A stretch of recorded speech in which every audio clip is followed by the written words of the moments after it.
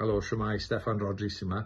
Dim ond eisiau rhoi neges i weid pob lwc a phob hwyl yn Eisteddfod Dir y Môr, Eisteddfod Genedlaethol yr Urdd, ac i weid pa mor siomedig ydw i na allai fod na i ddathlu gyda chi ym Margam.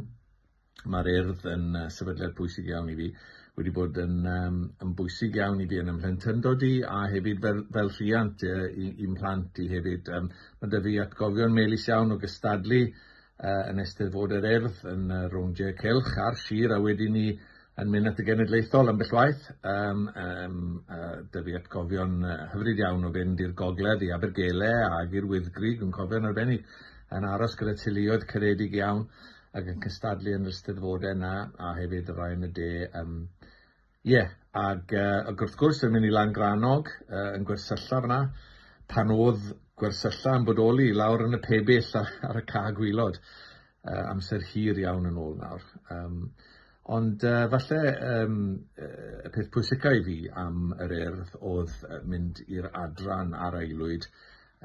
O'n i'n aelod o gapel, wel, y teulu yn aelodau o gapel Tabernacl Treforys, a bydden ni'n mynd i gapel Tabernacl ddwywaith yr wythnos ar ddydd Sul, pan o'n i'n llusgo'n rhad i fynd i'r cwrdd ac i'r ysgol Sul, ond wedyn yn mynd yn hapus ac yn llawen ar nos Wener i festru'r Tabernacl, i'r adran yn gyntaf pan yn bach, a wedyn ni i'r aelwyd pan yn henach.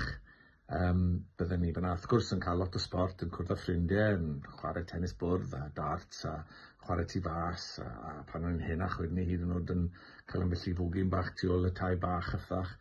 Ond mwy na hynny, yn bwysicach na hynny wrth gwrs, o'n i'n cael canu, cael adrodd, ac i fi yn bwysig iawn yn cael actio, yn neud dramau bach a chyflwyniadau ac yn y blaen.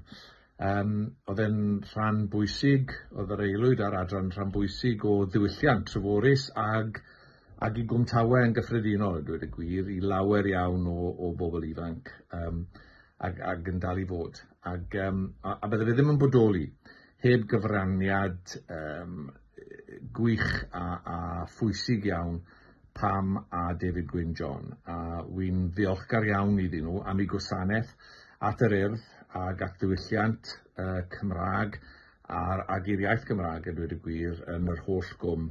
Maen nhw wedi gwneud gwaith diflino pwysig iawn, ac wi eisiau talu teyrnged iddyn nhw a diolch yn fawr iddyn nhw am eu cyfraniad i'r Urdd ac i mywyd diwylliannol personol i.